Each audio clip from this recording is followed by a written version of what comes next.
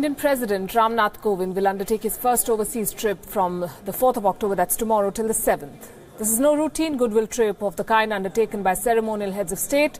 It will be the first time an Indian dignitary will be visiting Djibouti, a tiny country at the mouth of the Suez Canal, which is of crucial strategic importance not just to India, but to the US, France and China as well. Senior foreign editor Padma Rao tells you why. It will be his first overseas trip and one laden with geopolitical significance. The choice of the small Red Sea country Djibouti and neighbouring Ethiopia as President Nath Kovind's venues is far from coincidental. Djibouti is a small, stable country in a turbulent region. Ethiopia, which houses the African Union headquarters, is the only African country to have never been colonized. And India's interests in both has been growing in leaps and bounds. Camp Lemonnier, the largest US military base in Africa, is located at Djibouti airport, but so is China's, right next to it. The United States uses its base as a hub for reconnaissance drones and to keep an eye on the disturbed region very close to embattled Yemen. China remains inscrutable about why it's there, but it needs no degree in international studies to guess why. Djibouti is a key partner in China's One Belt, One Road initiative. Beijing has invested millions of dollars in the country crucially located at the mouth to the Suez Canal, one of the world's busiest shipping routes. It has already helped connect Ethiopia with Djibouti by building a railroad and is also constructing air and seaports.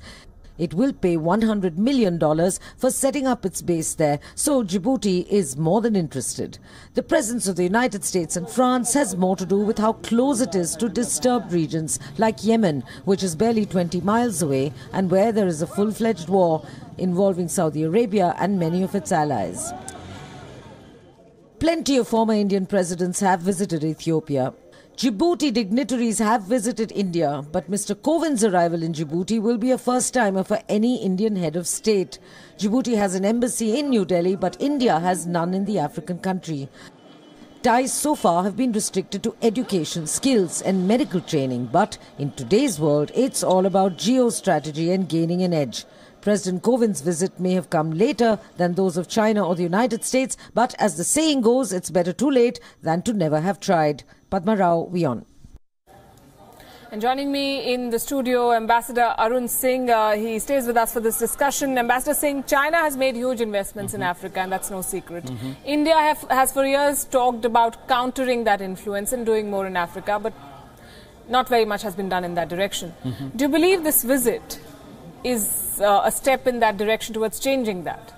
Well, as you said, China has clearly enhanced its presence in Africa through trade, investment, infrastructure construction, seaport, and now a military facility in Djibouti for some time.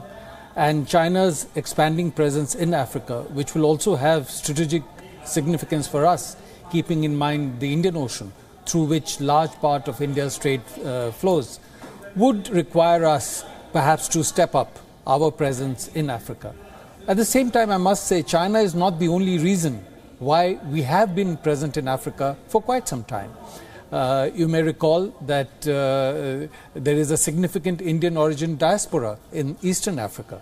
Mahatma Gandhi, and yesterday we had celebrated Mahatma Gandhi's birthday, started his movement of civil disobedience and passive resistance in South Africa before he came to India to lead the movement for India's independence. So there is a historical link with Africa. And Africa today has 54 countries. That is about 25% of the membership of the United Nations. So when India is looking at setting some norms at the UN, looking at its candidatures or permanent membership of the UN Security Council, support of countries of Africa is very important for India. And again, if you look at Africa's overall structure with 1.2 billion population, same size as India, $2.2 trillion GDP, same as India. 300 million middle class, same as India and China. Therefore, Africa has a significance of its own that India must factor in as it looking at expanding economic opportunity in the current context. Yeah. And then we also had the problem of piracy of the coast of Somalia, which impacted on India. A large number of Indians have been working as seamen on commercial shipping, and they were hijacked and abducted by the pirates, and we had to work to get them freed. So dealing with the problem of piracy, again linked to the situation in Africa is something very important for us. So in itself, Africa holds importance for us, whether or not there was a Chinese factor, and certainly the Chinese factor enhances the urgency and the dimension of the challenge. It's nobody's case that India shouldn't do more in Africa. But then a layperson, at least in India, would say President Kovind is all said and done, a ceremonial head of state. So is this visit then largely symbolic? Is there something more substantial on the agenda? So there is certainly substantive aspects on the agenda. A lot of specific things are being discussed, and some agreements are expected. But at the same time, the ceremonial is also substantive. By making a visit at this level, a framework is set for subsequent agreements. And in fact, it has been pointed out that in the last 3 years, there have been 16 visits from India at the level of President, Prime Minister and Vice President to Africa, reflecting the importance that is being attached. And every African country has been visited by an Indian minister. India also started the India-Africa Forum Summit in 2008. And in the last summit in 2015 in India, more than 40 African heads of state and government came for that, and reflecting the importance that India attaches. And there are only 2 other countries in the world, China and France, who have a collective summit with African countries. One showing the strategic thrust that China is trying to make, and the other, France, old colonial linkage from the time that it was present in Africa.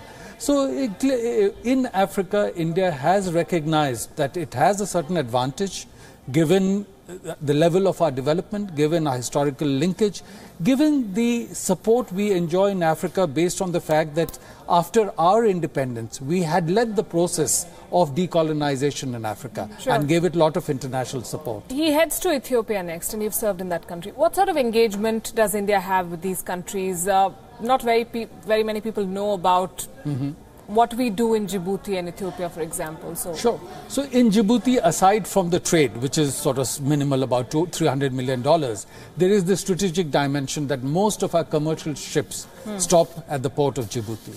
You may recall that when we had evacuated some 7,000 people from Yemen, when we had the problem there, and 5,000 Indian nationals, we had evacuated them from Yemen to Djibouti, and from there we had brought them home. So again, Djibouti provided that strategic linkage. And today, US, France and China have military facilities in Djibouti, so one has to look at the long-term impact of that. In terms of Ethiopia, we've had a traditional historical relationship. There's been a lot of goodwill in Ethiopia for India. I served there many years ago, and I found that people were very, very warm in their approach to India, aside from other things, also because there are a large number of Indian teachers in Ethiopia. Today, there are 2,000 Indian teachers in Ethiopian universities, accounting for some 20 to 25% of teachers there, and a large number in schools. So virtually every senior Ethiopian has at some time or the other been taught by an Indian. And therefore I found when I was serving there, for me access even at high levels, beyond the level I was working in, was very easy because people related in a certain way to India. So we have that association, and today, for example, from Ethiopia, we saw some important supplies, pulses, spices, which are needed in India. And there is a significant Indian investment in Ethiopia, some $5 billion, and 600 projects approved, many plants and factories set up. So there is an important linkage that we have with that country. And the visit begins tomorrow. Thanks very much for sharing your perspective, Ambassador Singh. Appreciate you joining us.